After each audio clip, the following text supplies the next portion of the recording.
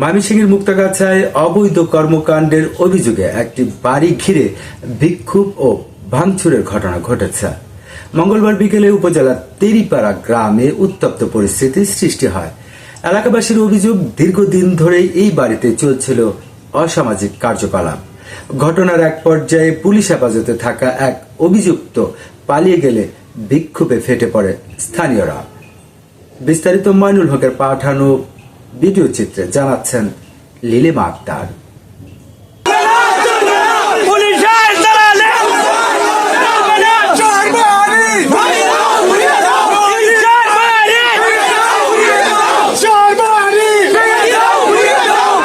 অবৈধ কার্যকলাপের অভিযোগে বিক্ষুব্ধ এলাকাবাসীর ঘেরাও। এভাবেই উত্তপ্ত হয়ে ওঠে ময়মনসিংহের মুক্তাগাছা উপজেলার তেরিপাড়া গ্রাম। স্থানীয়দের অভিযোগ, ইলিশা নামের এক নারী দীর্ঘদিন ধরে নিজের বাড়িতে নারী পুরুষের অবৈধ কর্মকাণ্ড পরিচালনা করে আসছিলেন। সোমবার রাতেও বাইরে থেকে কয়েকজন যুবক যুবতীকে ওই বাড়িতে আনা হয় বলে দাবি এলাকাবাসীর।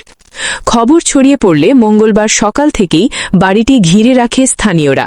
বিকেলে মুক্তাগাছা উপজেলা সহকারী কমিশনার ভূমি লুবনা আহমেদ লুনার উপস্থিতিতে পুলিশ ৬ জনকে আটক করে থানায় নিয়ে যাওয়ার সময় পুলিশে হেফাজতে থাকা অভিযুক্তদের একজন পালিয়ে যাওয়ার ঘটনায় ক্ষোভে ফেটে পড়ে এলাকাবাসী। এর প্রতিবাদে তারা অভিযুক্তের বাড়িতে হামলা চালিয়ে ভাঙচুর করে। এবং যে অপরাধী যার বাড়ি সমীর উদ্দিন এবং তার ওয়াইফ ইলিশা বলছে তাদেরকে নিয়ে থানায় তোমরা আসো। পুলিশ থাকা সত্ত্বে পুলিশের হেফাজতে থাকিয়া মনে করেন যে এই আসামি মনে করেন যে তার ছেলে লাগিয়ে গেছে। আসামি ধরার পরে পুলিশের কাছে হ্যান্ড ওভার করছি, করার পরে পুলিশ তার হাতে আসামি রাখার পরে এই আসামি কেন পালাই গেল, এটা কি পুলিশে সুযোগ করে দিছে? এটা আমরা পুলিশের কাছে জবাব চাই এলাকাবাসী।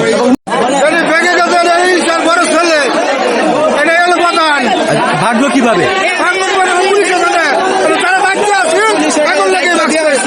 3বার ধরা পড়ছে, ধরা পড়ার পরে পুলিশ আজকে টাকা খাইয়া আর ছেলে ছাড়িয়েছে। দেহ ব্যবসা করে এই বাড়ির 2-4-5টা করে মেয়ে নেয়। মুক্তা থানা সহযোগিতা আছে।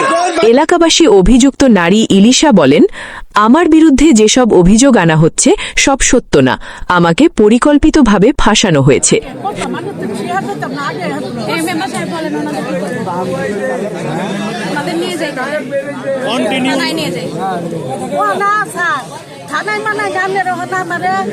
এই ঘটনায় স্থানীয় জনপ্রতিনিধিরাও ক্ষোভ প্রকাশ করেছেন। উপজেলার সহকারী কমিশনার ভূমি লুবনা আহমেদ লুনা বলেন, খবর পেয়ে আমরা ঘটনাস্থলে গিয়ে অভিযোগের সত্যতা পাই। সেখান থেকে ৬ জনকে আটক করে থানায় হস্তান্তর করা হয়েছে। জনগণের যে ছিল অভিযোগ ছিল, সেই অভিযোগের প্রেক্ষিতে এখানে আমি এসেছি এবং এই অনুসারে নির্দেশনায় এসে যা দেখলাম সেটা হচ্ছে যে এলাকার মেম্বারও আছেন এবং এলাকাবাসী আছেন, তারা অভিযোগের সত্যতা বলেছেন যে সত্যতা আছে।